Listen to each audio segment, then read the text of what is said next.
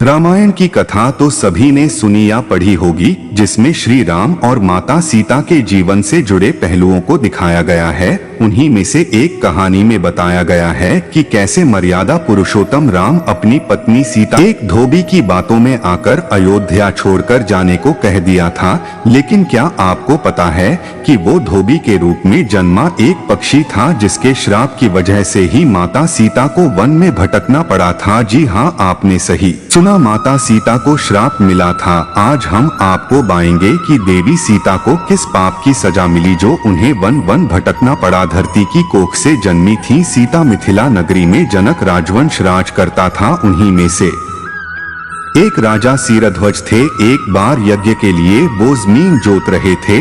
उसी समय वहां से एक छोटी कन्या निकलती है। इस सुंदर कन्या को देखकर राजा को बहुत खुशी हुई। उन्होंने उस कन्या को अपनी पुत्री बना लिया। उसका नाम सीता रखा। एक दिन सीता अपनी सहेलियों के साथ बगीचे में खेल रही थीं। वहां उन्हें एक तोते का जोड़ा दिखाई दिया जो बहुत ही खूबसूरत था। वे दोनों पक्षी एक पर्वत की चोटी पर बैठकर बातें कर रहे थे। पृथ्वी पर श्री राम नाम से विख्यात एक बड़े सुंदर राजा होंगे। उनकी महारानी का नाम सीता होगा। श्री राम सीता के साथ कई वर्षों तक राज्य करेंगी। धन्य हैं वे जानकी देवी और धन्य हैं वे श्री राम। माता सीता ने जानी प्रभु राम की कहानी। तोते की ऐसी बातें सुनकर सीता ने सोचा कि ये दोनों तो मेरे ही बारे में बातें कह रहे हैं। इन्हें पकड़कर मैं इनसे अपने जीवन से जुड़ी सारी बातें पूछ सकती हूँ। इसीलिए उन्होंने अपनी सहेलियों से उन दोनों पक्षियों को पकड़कर लाने को कहा। उनकी सहेलियां उस पर्वत पर गईं और दोनों पक्षियों को पकड़कर ले आईं। माता सीता उन पक्षियों से कहती हैं कि तुम दोनों बहुत सुंदर हो। देखो, डरो नहीं, मैं तुम्हें कोई नुकसान नहीं पहुंचाऊंगी। तुम बस मुझे ये बताओ कि तुम कौन हो और कहां से आए हो। राम कौन है और सीता कौन है, तुम्हें उनके बारे में कैसे पता है। पक्षी जोड़े ने सुनाई श्री राम जन्म की कथा। माता सीता के पूछने पर दोनों पक्षी बताते हैं कि एक बहुत विख्यात महर्षि वाल्मीकि हैं। हम दोनों उन्हीं के आश्रम में रहते हैं। महर्षि ने रामायण नाम का एक ग्रंथ लिखा है, जिसका पाठ उन्होंने अपने शिष्यों को भी कराया है। उन पक्षियों ने सीता को ये भी बताया कि इस ग्रंथ में महर्षि वाल्मीकि ने बताया है कि महर्षि ऋष्यशृंग के द्वारा किए गए पुत्रष्टि यज्ञ से प्रसन्न होकर भगवान विष्णु, राम, लक्ष्मण, भरत और शत्रुघ्न ये चार मानव शरीर धारण कर पृथ्वी पर जन्म लेंगे। बड़े होने पर श्री राम महर्षि विश्वामित्र और अपने छोटे भाई लक्ष्मण के साथ हाथ में धनुष लिए मिथिला आएंगे और शिव जी के धनुष को तोड़कर सीता से विवाह करेंगे। राम और सीता का विवाह फिर उस पक्षी के जोड़े ने कहा, हे सुंदरी, हमने तुम्हें सब कुछ बता दिया, अब हमें छोड़ दो, हम जाना चाहते हैं। पक्षियों की बातें सुनकर माता सीता के मन में और भी बातें जानने की इच्छा हुई। उन्होंने उन दोनों से पूछा कि राम कहाँ होंगे, वे किसके पुत्र हैं, कैसे वो मिथिला आकर जानकी से विवाह करेंगे। नर तोता बोला कि श्री रामचंद्र का मुख कमल के समान सुंदर, नेत्र बड़े बड़े और खिले हुए, नासिका ऊंची, पतली भुजाएं घुटनों तक, गला शंख के समान होगा। मैं उनका क्या वर्णन करूं, जिनके गुणों का बखान 100 मुख वाला भी नहीं कर सकता। दोनों पक्षी कहते हैं कि जानकी देवी धन्य हैं जो जल्द ही रघुनाथ जी की पत्नी बनकर उनके साथ कई वर्ष तक राज करेंगी। लेकिन तुम कौन हो। पक्षियों की बातें सुनकर सीता ने कहा कि जिसे तुम लोग जानकी कह रहे हो वो मैं ही हूँ। नर तोते की विनती माता सीता उन्हें कहती हैं कि मैं तुम दोनों को तब ही छोड़ूंगी जब श्री राम यहाँ आकर मुझसे विवाह करेंगे।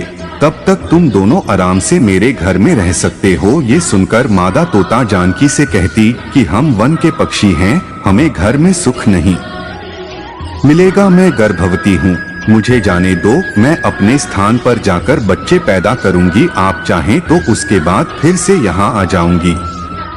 उसके कहने पर भी सीता जी ने उसे नहीं छोड़ा। तब उसके पति यानी नर तोते ने कहा, सीता, मेरी पत्नी को छोड़ दो, वो गर्भवती है। जब ये बच्चों को जन्म दे देगी तब उसे लेकर मैं फिर तुम्हारे पास आ जाऊंगा। माता सीता को पक्षी जोड़े का श्राप। तब माता सीता ने कहा, तुम आराम से जा सकते हो। लेकिन ये मुझे बहुत पसंद है, तुम घबराओ नहीं, मैं इसकी अच्छे से देखभाल करूंगी। जब सीता ने उस मादा तोते को छोड़ने से मना कर दिया, तब वो पक्षी दुखी हो गया। पक्षी दोबारा सीता जी से निवेदन करता है कि मैं अपनी पत्नी के बिना जिंदा नहीं रह सकता, इसलिए इसे छोड़ दो। माता सीता, तुम बहुत अच्छी हो, मेरी प्रार्थना मान लो। इस तरह उसने बहुत समझाया, लेकिन सीता ने उसकी पत्नी को नहीं छोड़ा।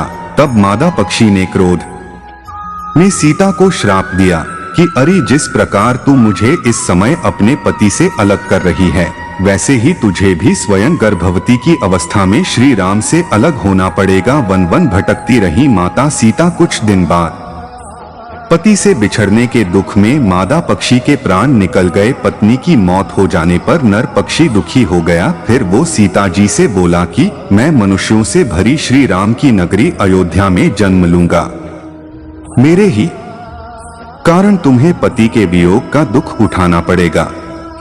ये कहकर वो वहां से उड़ जाता है। कुछ साल बाद उसका जन्म अयोध्या में धोबी के घर हुआ। उस धोबी के कारण ही सीता जी का अपमान हुआ, उन्हें अपने पति श्री राम से अलग होना पड़ा। उस तोते का श्राप ही सीता जी के पति श्री राम से बिछड़ने का कारण बना। इसीलिए जब माता सीता गर्भवती थीं, तो उन्हें भी पति से दूर वन में रहना पड़ता है। आपने अक्सर लोगों को कहते सुना होगा कि हमारे कर्मों का फल हमें यही मिलता है।